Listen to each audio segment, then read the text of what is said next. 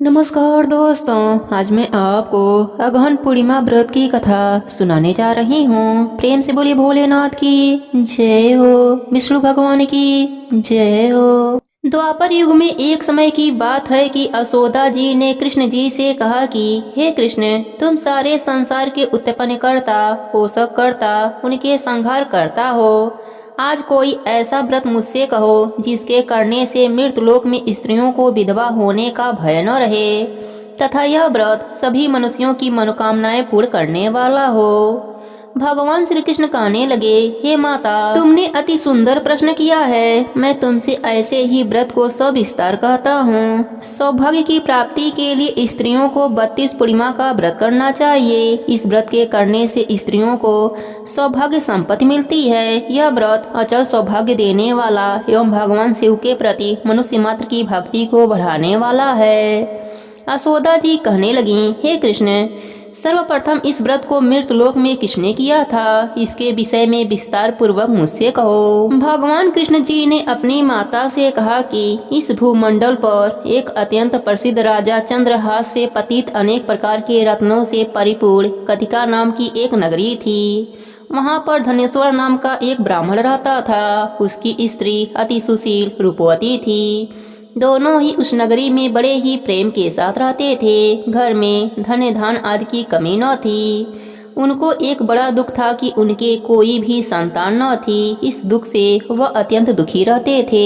एक समय एक बड़ा तपस्वी योगी उस नगरी में आया। वह योगी उस ब्राह्मण के घर को छोड़कर अन्य सब घरों से भिक्षा लाकर भोजन किया करता था। रूपवती से वह भिक्षा नहीं लिया करता था। उस योगी ने एक दिन रूपवती से भिक्षा न लेकर किसी अन्य के घर से भिक्षा लेकर गंगा किनारे जाकर भिक्षान को प्रेम पूर्वक खा रहा था कि धनेश्वर ने योगी का यह सब कार्य किसी प्रकार से देखा। अपनी भिक्षा के अनादर से दुखी होकर धनेश्वर योगी से बोला, महात्मा जी, आप सब घरों से भिक्षा लेते हैं परंतु मेरे घर की भिक्षा कभी नहीं लेते, इसका क्या कारण है?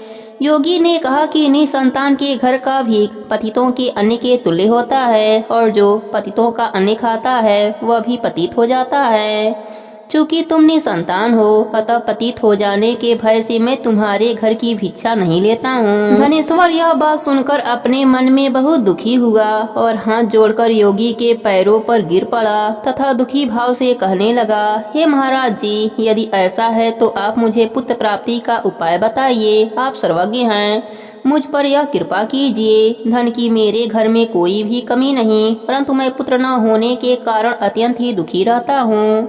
आप मेरे इस दुख का हरण करें, आप सामर्थवान हैं। यह सुनकर योगी कहने लगा, हे ब्राह्मण, तुम चंडी की आराधना करो। ब्राह्मण घर आकर उसने अपने पत्नी से सब वृतांत कहा और तप करने के लिए वन में चला गया।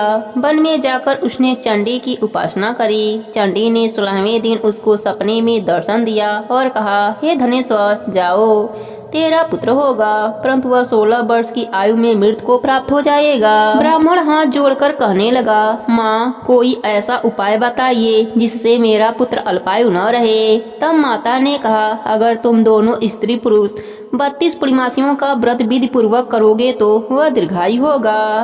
प्रातः काल होने पर इस स्थान के समीप एक आम का वृक्ष दिखाई देगा। उस पर तुम चढ़कर एक फल तोड़कर शीघ्र अपने घर चले जाना।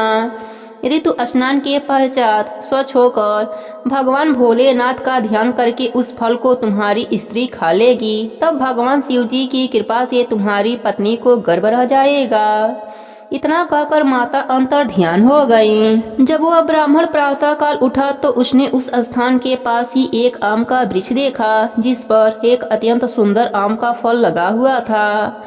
उस ब्राह्मण ने उस आम के वृक्ष पर चढ़कर उस फल को तोड़ने का प्रयत्न किया परंतु वृक्ष पर कई बार प्रयत्न करने पर भी वह न चढ़ पाया।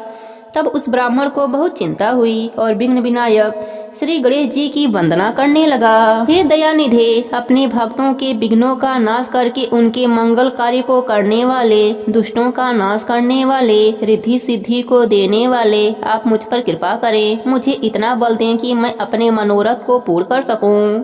इस प्रकार गणेश जी की प्रार्थना करने पर उनकी कृपा से ब्राह्मण वृक्ष पर चढ़ गया और उसने एक अति सुंदर आम का फल देखा। उसने विचार किया कि जो वरदान से फल मिला था वह यही है और कोई फल दिखाई नहीं देता।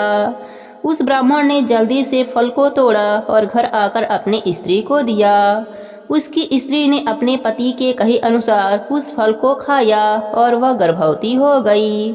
देवी जी की असीम कृपा से उसे एक अत्यंत सुंदर पुत्र की उत्पत्ति हुई, जिसका नाम उन्होंने देवी दास रखा। माता पिता के हर्ष और शोक के साथ वह बालक शुक्ल पक्ष की चंद्रमा की भांति अपने पिता के घर में बढ़ने लगा। भवानी जी की कृपा से वह बालक बहुत ही सुंदर, सुशील और विद्या पढ़ने में बहुत ही निपुण हो गया। दुर्गा जी की आज्ञा अनुसार उसकी माता ने 32 पूर्णिमा का व्रत रखना आरंभ कर दिया था, जिससे उसका पुत्र बड़ी आयु वाला हो जाए। 16वां वर्ष लगते ही देवी दास के माता पिता को बड़ी चिंता हो गई कि कहीं उसके पुत्र की इस वर्ष मृत्यु न हो जाए। इसलिए उन्होंने अपने मन में विचार किया कि यदि यह दुर्घटना उनके सामने हो गई तो वह कैसे सहन कर पाएंगे।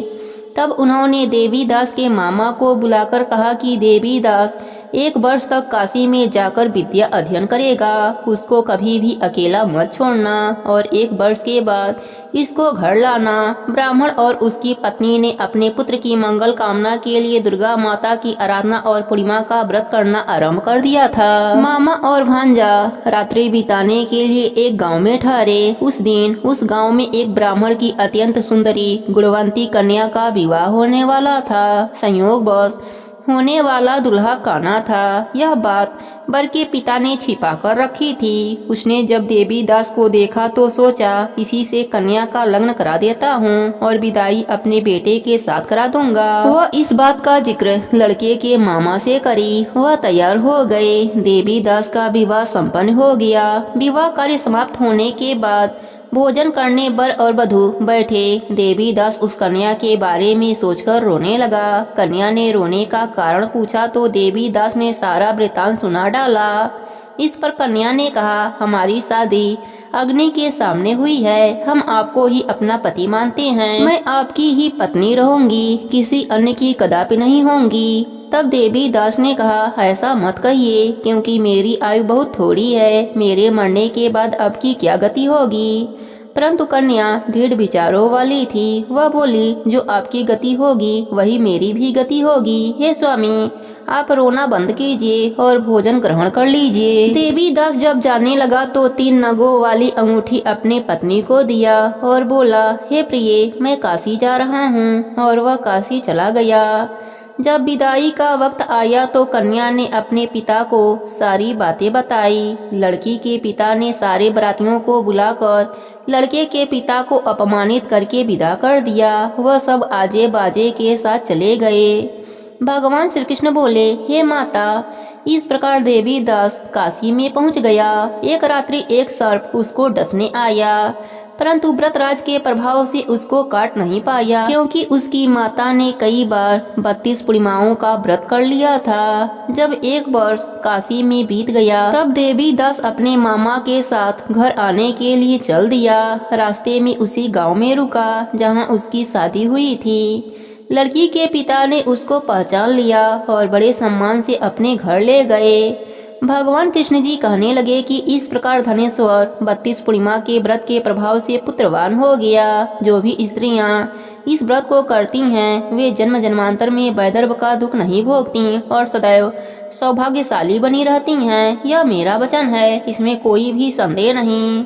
यह व्रत पुत्र पौत्र को देने वाला तथा संपूर्ण मनोकामनाओं को पूर्ण करने वाला है। 32 पूर्णिमासियों के व्रत करने से व्रती की सब प्रकार की इच्छा भगवान शिव जी की कृपा से पूर्ण हो जाती है। हे भोलेनाथ, जैसे आपने धनेश्वर को पुत्र शोक होने नहीं दिया, पुत्र सुख दिया, वैसे ही अपने सभी भक्तों पर अपनी कृपा बनाए रखना। सबके व्रत को पूर्ण करना। कहानी अधूरी हो तो पूरी करना, पूरी हो तो मान रखना।